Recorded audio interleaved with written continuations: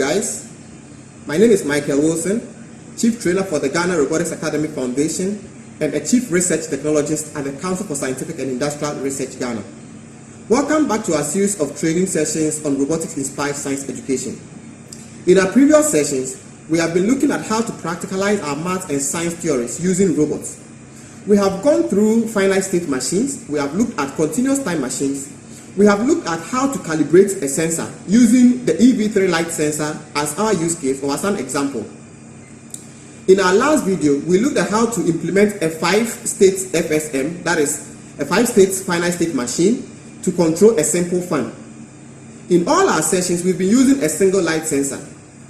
In this session, I want to introduce you to how to program for two sensors or multiple sensors. We are going to be using this example or this robot. Our robot is equipped with two light sensors, this and that. One sensor is connected to the port labeled 1 and the other sensor connected to the port labeled 4. The robot also has two servo motors to which we have wheels attached. The motors are connected to the port labeled A and the port labeled D.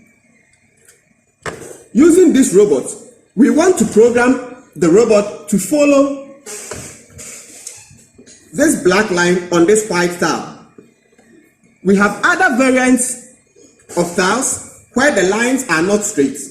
We expect that the robot will start at an initial position where the two sensors are on either side of the black line. That is one sensor on the right side of the black line and another sensor on the left side of the black line. Our expectation is that the robot is programmed to follow this line, and wherever the line turns, the robot turns along. To achieve that, we are going to be making use of calibrated light sensors. I believe you remember our training session on how to calibrate our light sensors. So, if our light sensors are calibrated for black and white, where white is the brightest color and black is the darkest color, then our expectation is that whenever the light sensor is on the white portion of the mat, the reflection or the amount of reflection we are expecting will be 100% reflection.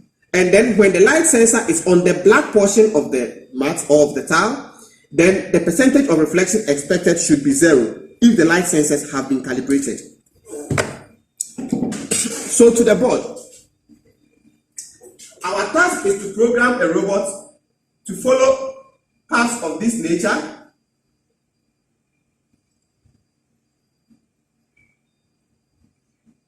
Let me choose a simple path like this. We are starting with an initial condition where our light sensor has one sensor on the left side and another on the right side of the mat. So let's say this is light sensor 1 and light sensor 4. We also have two motors. So motor on port A and motor on port D. Our robot controls are based on these two. So if we start with this initial condition, then we can say that at the initial condition, we have a light sensor on port 1 and then a light sensor on port 4. At an initial condition where the light sensor on port 1 is on a white portion of the mat and the light sensor on port 4 is also on a white portion of the mat. Now, if this is the case for our robot, then we have to decide on what action the robot should take. Our action is going to be that if the robot is in this position, then the robot can move forward because it is in the right position with the black light trapped in between the two sensors. So the robot will or can move forward. So our action will be for the robot to move forward. But our robot does not know the color white or the color black. So how will we be able to write a program for the robot to know that it is, or the sensor on port 1 is on a white portion of the tile? We do so by saying, anytime the value from the light sensor 1 is greater than the value 50, because if we calibrate our light sensor, then anytime the light sensor is exactly half on black, half on white, it should be recording a value of 50. If the value is greater than 50, then it means the light sensor is more into the white than on the black, and we'll consider that as being on a white portion of the mat.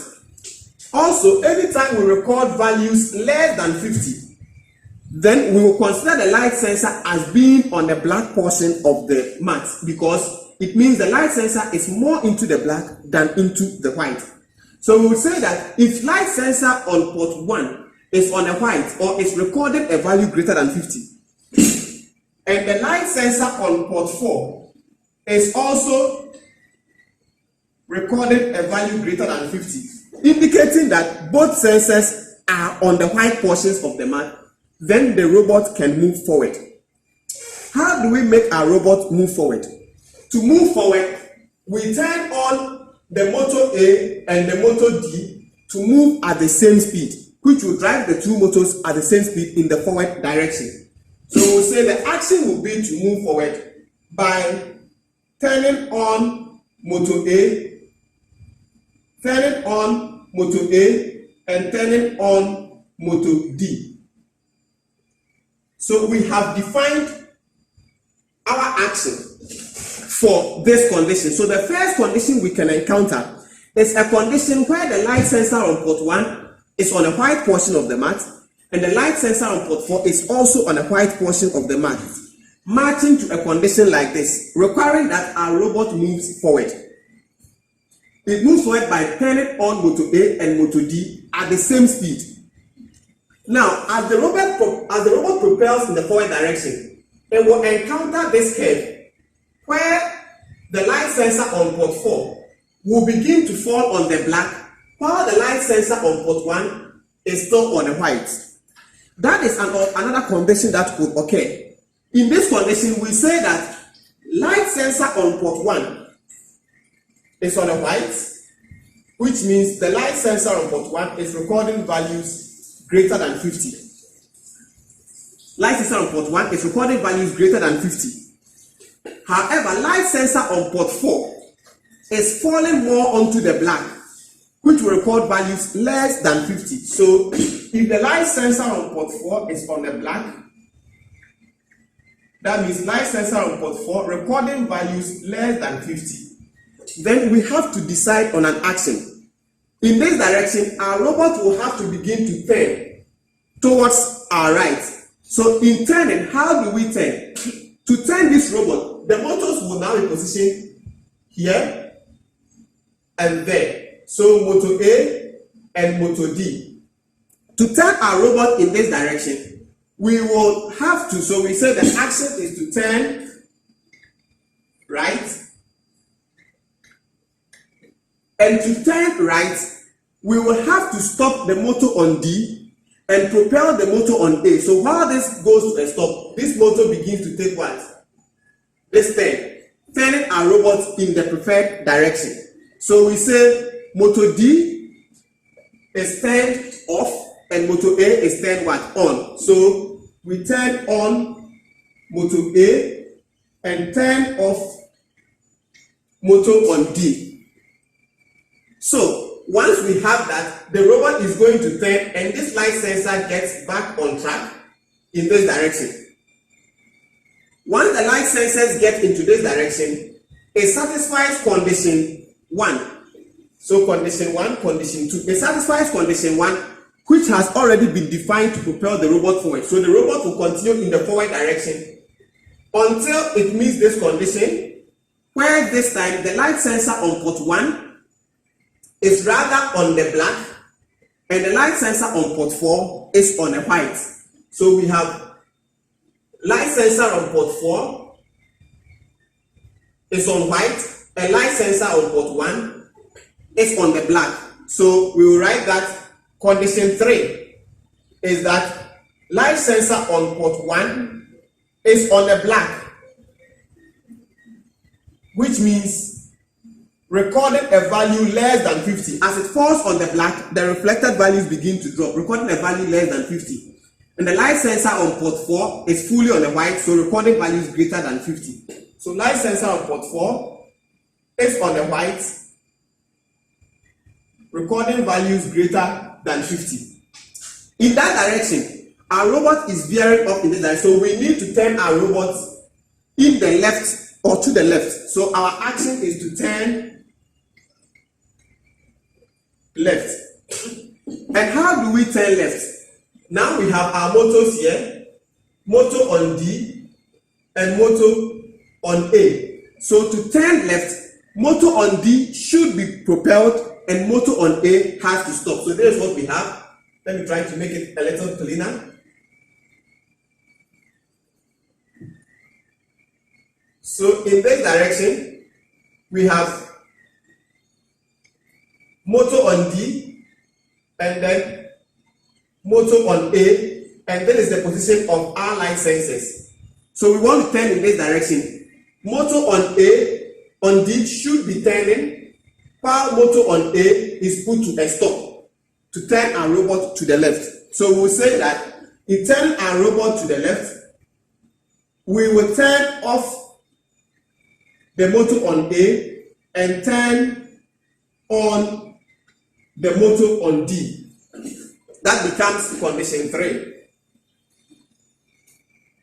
Turn off motor on A and turn on motor on D to propel this motor, giving us a turn here while this one waits. That brings us to a position like this, where our sensors will now be somewhere here and we can propel forward. So the robot can then move in accordance with the conditions we set for 1. I'm altering the part a little. The conditions we set for 1, because it is now having both sensors back on track with the black line grabbed in between the two sensors. Satisfying condition 1, the robot moves forward and begins to move in the forward direction until the sensors now begin to fall on what? Black. So this time, sensor on port 4 is going to be on black. Sensor 4 and sensor 1, both of them are going to be on the black. And we have not yet defined a condition for that. So we'll define a condition and say that when light sensor on port 1 is on the black, that is recording a value less than 50, and the light sensor on port 4 is also on the black, that is recording values also less than 50, then we know we have arrived at a junction. So if our action is to stop at a junction, then we'll say our action is to stop, and by stopping we mean turn off motor A and turn off motor on port D. Let me put the national flag here. Okay. So we have defined our actions for the entire path, the 4 possible conditions and the 4 possible actions. So in navigating this style, or in navigating these styles, these are the possible conditions that we could have. The first condition is that light sensor on port 1 is on the white, and light sensor on port 4 is also on the white. And our action is to make our robot move forward until the light sensor on port 4 falls on a black and the light sensor on port 1 falls on the white. Then our action is to what? Stop this motor, that is the motor on D, and move the motor on A, resulting in a turn like that, until we fall back to what? The condition 1 with both of them on white. Then it begins to move forward until we meet this condition where this time the light sensor on port 1 is rather on the black and the light sensor on port 4 is on the white. Our condition is to turn what? Is to turn left, by this time stopping motor on A and moving motor on D, resulting in what? In this turn. Now, if there was a junction, then we are saying the final condition is that if both of them begin to record no reflection, then both motors should be put to a stop. So we have come up with the 4 possible conditions requires to control this robot to use its two light sensors to follow a black line on a white tile. In our programming session, we will look at how to implement this in code. This was a simple one. It is a finite state machine as well, because there are 4 finite actions that our robot can take, either moving forward, turning right, turning left, or coming to a stop. But these 4 actions are controlled from 2 sensors, not a single sensor. So anytime the robot checks for the condition on sensor 1, it has to check on the condition of sensor 4 to be able to decide which action it should take. We have paired 2 sensors or the conditions from 2 sensors to decide on one of 4 possible actions. So with 2 sensors, we have had 4 possible actions. If we had 3 sensors, who can guess? Can you guess how many possible actions we can have if we had 3 sensors? So with 3 sensors, if we were using a simple comparison like we have here, then with 3 sensors, we can have 8 possible actions to control. If we had 4 sensors, how many possible actions can we have? We can have 16 possible conditions to control with 4 sensors if the conditions were either true or false, that is, if it was a comparison. Now, how are we getting these values? So, the formula 2 raised to the power number of sensors will tell you how many possible actions you can control. And this is if the sensors are only giving you a true or false output. That is, here we are comparing if the sensor value is greater than 50 or not. It is either true that it is greater than 50 or false, it is less than 50. So either on black or on white. So if your sensor is outputting only 2 outputs, then the number of actions you can control is dependent on the number of sensors you have. So with 2 sensors, you can control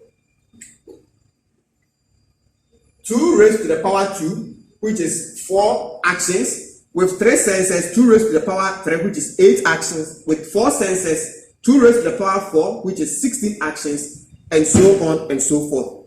So depending on how many actions you want to control, if your actions are binary, that is, if your sensor outputs are binary, then you should be able to estimate how many sensors you require to be able to implement your solution.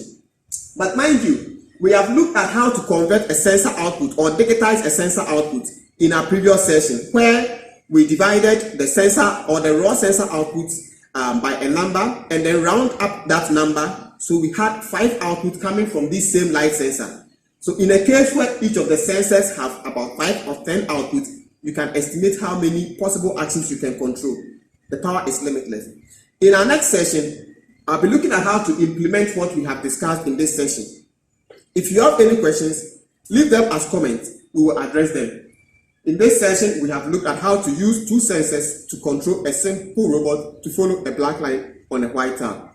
Thank you for watching. Subscribe to this channel, like our videos, and share with others. Thank you. Bye-bye.